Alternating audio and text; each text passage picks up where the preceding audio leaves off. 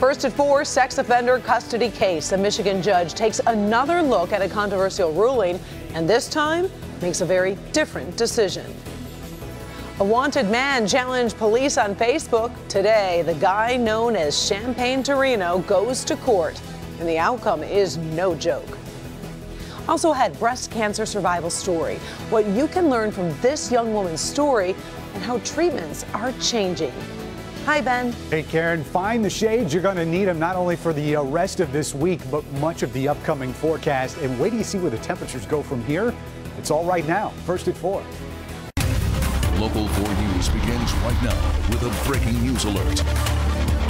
Good afternoon, everybody. I'm Karen Drew. Let's start with that breaking news in a controversial custody case involving this convicted sex offender. A judge granted him joint custody of the 8-year-old boy he fathered, even though he fathered the child during an alleged sexual assault. Steve Garagiola was in court today for that big turnaround. Steve. Well, Karen, let's start with emphasizing the bottom line here. The judge has vacated that order that initially gave joint custody to the mother and her rapist. So that part of this is at least over with for this mother.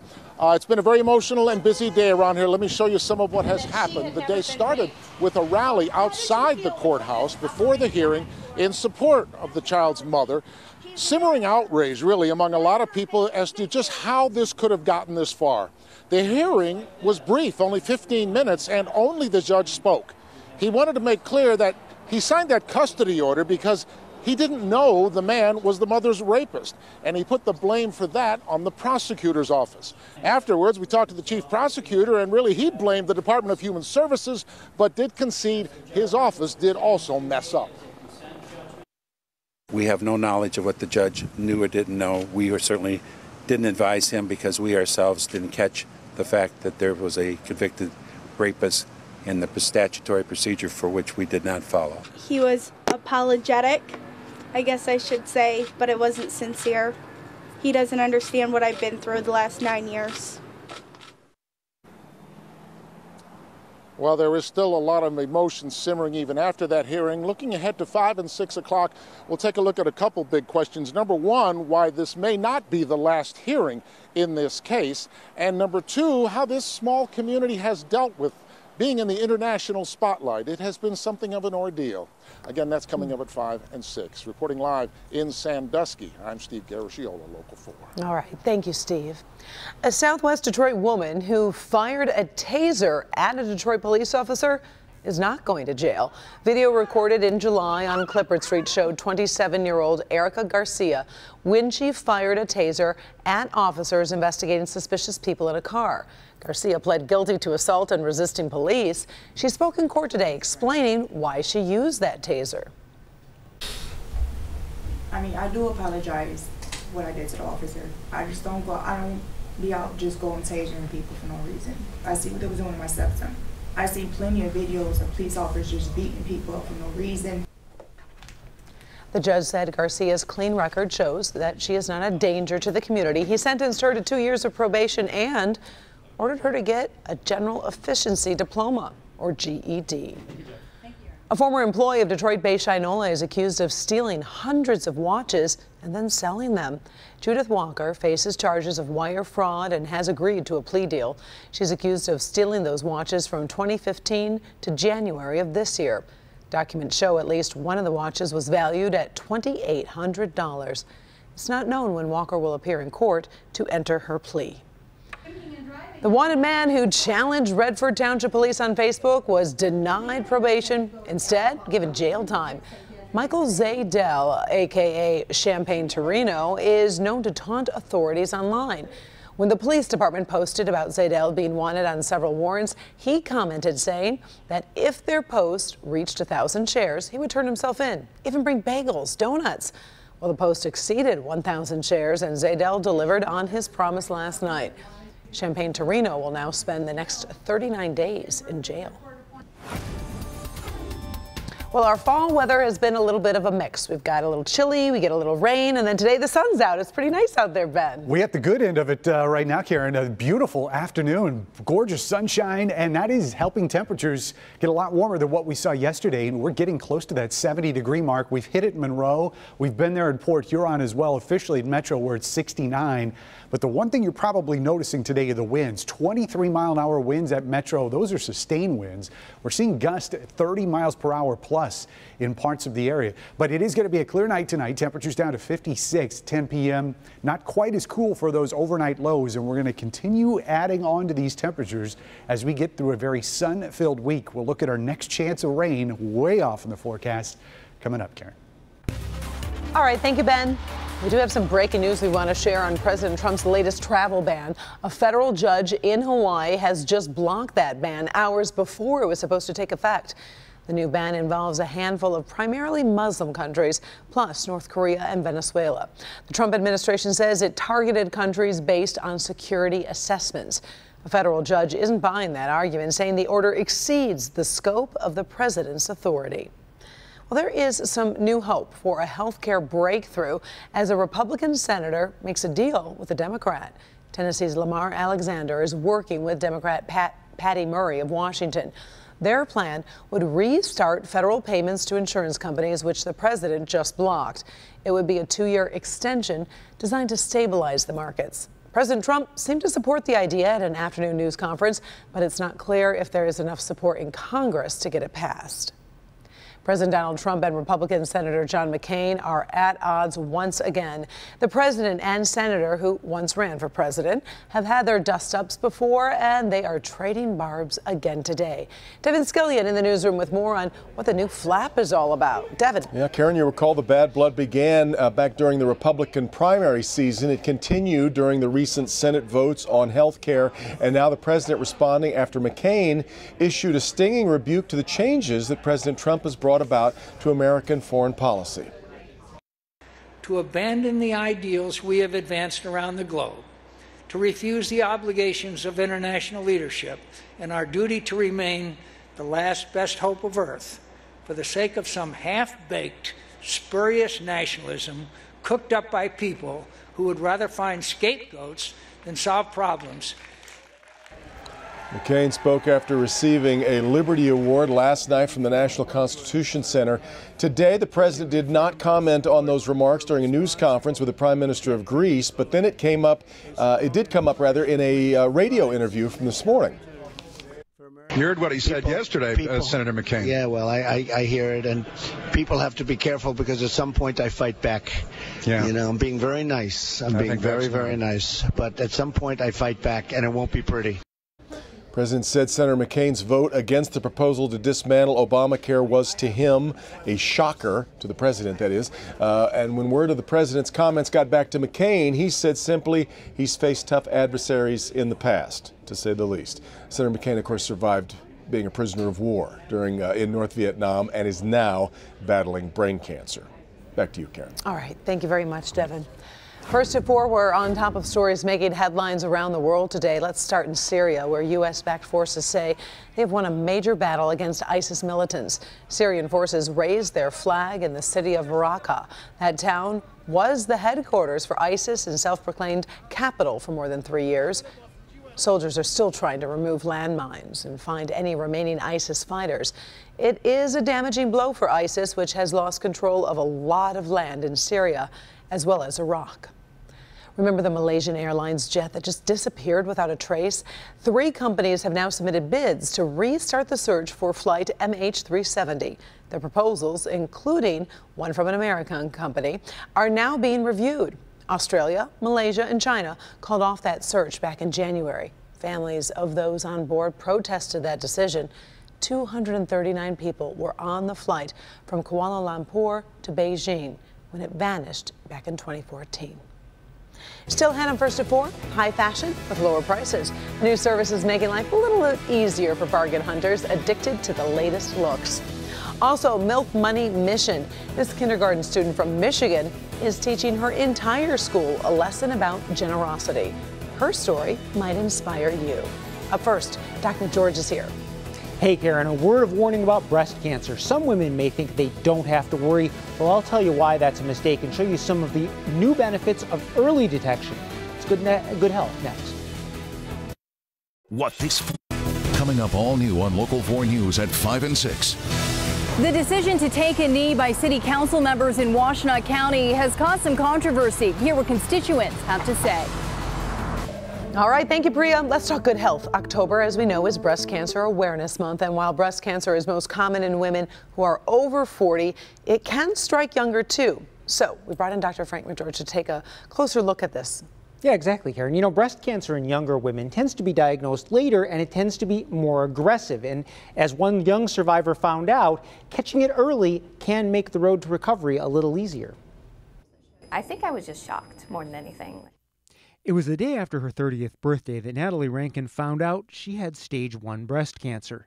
She first noticed the lump in the shower. You just have this intuition, like like I knew when it didn't go away, and like in my mind I was like, you gotta go to the doctor. Unlike many younger patients, Natalie's cancer was caught early. After having a lumpectomy, she had chemotherapy and radiation. Even with chemo, I mean, you always think of like the movies, like it's awful, you're sick all the time, and then you're in radiation for months. But that wasn't the case for Natalie. Advances in technology mean radiation therapy that used to last 7 weeks can now be done in as little as 3 weeks for patients with early stage breast cancer. I just literally came here on my lunch breaks. 5 times a week for 5 weeks. I was on my 5th week and I thought I was on like my 3rd, and they were like, no, like your next one's your last one. I was like, oh, okay, this is nice. There have been several studies that have shown an increase in quality of life by getting the radiation done faster, less time off of work. Again, there's less of the side effects as well. Getting Natalie back to her normal life more quickly. It'll always be a part of you, but it helps you kind of, okay, I'm done with this, I can move on. Now, about 11% of all new cases of breast cancer in the U.S. are found in women under 45, so it's crucial for all women to be vigilant about any changes and sharing your family history with your doctor to see whether you might be at an increased risk. She was just 30, so I mean, that was young. Right, you have to be vigilant at all ages, basically. All right, thank you, Doc. Let's send it over to Ben Bailey for an update on our gorgeous forecast for the next couple of hours. Yeah, we've put all that rain that we saw over the weekend behind us, even those cold temperatures in the morning, distant memory. We've gotten warmer numbers as we go forward. The only thing that's really the fly in the ointment here is the wind speeds. 23 miles an hour at Metro, and you can see most of the area, it's 15 to 20 miles an hour. The gusts are even higher, approaching 30 in some spots. But you see up there in Lapeer, 28 mile an hour winds out of the west, and generally here on the east side, 25 mile an hour gust is what we're expecting. But it's all sunshine out there. 69 the current temperature. Even with those strong winds, the air is dry and a beautiful fall day. Feels like we're cheating again as we see these temperatures that are about 10 degrees above average for this time of year. Jet stream's going to remain to our north for the rest of the week, so that means increasingly warmer temperatures as we get through the next several days. It's really not going to be until the start of next week that jet starts dipping back down, and that's going to allow temperatures to drop, going back to average for this time in October, which is somewhere we have not been a lot for the last several weeks. Mild conditions on the backside of that high. We're starting getting more of a southwest flow here over the next few days, so that's going to help boost those temperatures. We will get a sort of a reinforcing shot of colder air as we get into Thursday. Cold front's going to come through early on Thursday, coming through dry, however. All the moisture is going to be here across parts of Canada, so we don't have any precipitation in the forecast. Temperatures, though, steadily increasing beyond that as we head into the upcoming weekend. So tonight we're looking at 45. Will be some low 40s out there, but I think we'll stay away from the 30s in most locations, and that's with clear skies and light winds, but enough to at least keep temperatures from really cratering. Highs tomorrow, a little bit better than what we did today. Metro zone numbers will hit 70. We'll see that in the city and then officially at the airport as well. Down in Lenawee and Monroe County in our south zone, we're looking at numbers here right around 70 degrees, just slightly cooler out towards Monroe and Luna Pier. West zone highs, generally upper 60s. We'll sneak in a few 70s here towards I-275. And in our north zone, we're looking at generally upper 60s too, with that string of 70s from Waterford out to St. Clair tomorrow afternoon. Highs continue to move up at least through the weekend. The warmest that we get is going to be here on Saturday and Sunday at 74. Then as that jet moves south, we'll start cooling off. We'll bring the rain back. So it's going to feel like fall once we get into next week. But we've got a long stretch to enjoy before then, Karen. All right, sounds good. Thank you, Ben. Still ahead, attention bargain shoppers. A growing website has a high fashion offer you may not be able to refuse and is a money-saving holiday tradition fading away. We'll talk about that. Plus, the Michigan teacher says what one kindergarten student is doing for her classmates gave her goosebumps. A heartwarming story just minutes away. But first, as we go to break, here is a look at how the markets have closed for the day. The Dow Jones nearing close to 23,000. The Dow up some 40 points, the Nasdaq down, and S&P 500 up. Here are your automotive stocks.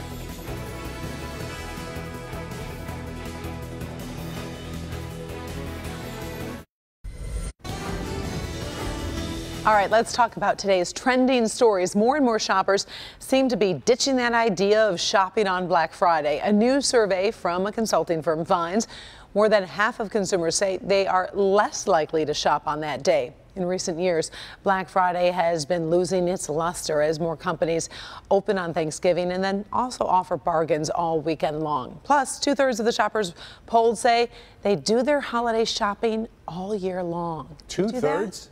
I would never do that. No. Late December, that's as early as I get. Wait, late November, I hope you mean. December. You do your holiday shopping? Like a week before Christmas. Really? Go online, you knock it all out in one day. Wow, I'm impressed, Ben. All right. Also trending today, bargain hunters with a flair for fashion are celebrating a new offer from renttherunway.com. The company is making its subscription service more affordable. For $89 a month, you can receive 4 rental outfits from designers like Tory Burch, Opening Ceremony, and DVF. The site says it's targeting younger shoppers who already spend about $89 a month on cheaper, poorly made clothes. The new membership is called RTR Update and was just rolled out yesterday. Would you rent clothes? You know, I have a friend who does it, and she says she has a good success. It intrigues me. Knowing that other people... But I don't think I want to wear it. I don't know. Maybe I'll try it. Let's talk about what else is trending, Ben. Let's do it. One of Detroit's most famous sons celebrating a birthday today. Rap star Eminem is now 45 years old. He's one of the best-selling artists of the 2000s and has sold more than 47 million albums. Now, to mark the occasion, ClickOnDetroit.com has posted the 5 best Slim Shady videos. Just go to the entertainment page and you can watch them all. Now, finally, we do have a story that lots of folks are talking about this afternoon. It's the story of a kindergarten student here in Michigan who's teaching everyone about generosity with her Milk Money mission. 5-year-old Sunshine noticed some kids couldn't afford to drink milk during snack time at her school in the UP. So she brought her piggy bank to school. That's right, 2 piggy banks, actually. She was saving for a snowmobile, but decided to make sure everyone else had milk instead. The whole school is talking about this. I always tell my kids when they do something that really amazes me, I get kindergarten goosebumps. And I got kindergarten goosebumps from my toes to my top of my head. Well, the story doesn't end there. Sunshine and her grandmother started a GoFundMe page and have already raised $5,000. So there is plenty of milk money now. Now I'm just waiting for someone to come in and give her the snowmobile, because you know that's always what happens. You know that's going to happen. Young, but that's very contagious. Hopefully the other kids will do it too. I know. Still ahead. This is a plane ride. This couple will never, ever forget what she saw down below that changed their lives forever. He's a local physician with a unique perspective on the concussion discussion as a player, as a doctor, and as a dad. When I was playing, it was your head was a battering ram and run through the player with your head. I'm Dr. Frank McGeorge. Tonight at 11, former Wolverine Chris Hutchinson shares his thoughts on the growing concern about concussions and how he feels about his own son following in his footsteps. After my son. All right, finally, first at 4, the pressure is on for anyone trying to come up with, those amazing marriage proposals. Everyone tries to top the other person. That's right. Yeah, well, the guy you're about to see isn't helping that cause for some guys. Nick Cannon just received his pilot's license, so he popped the question 1,000 feet above the ground. This is what his girlfriend saw when they were up in the air. She was surprised, to say the least, and a little confused at first. Yeah, at first I looked and I was like, wow, somebody's doing that for their girlfriend. And then, because of the angle we were at, and then as we got over it, I saw my name and I just about died. She says she just about died, but she did say yes, and they landed safely. The couple plans to visit her family in South Africa before setting the wedding date. Oh, he even had like the GoPro reversal camera shot in there. He had a lot there. Good job, Nick Cannon. Awkward ride down. And she said no. Imagine. Figures he would think that way. Well, it could happen. Yes. It could. Thanks so much for joining us for First at 4. We are back in a half hour with Local 4 News at 5. Inside Edition is next. We sure hope you have a great afternoon.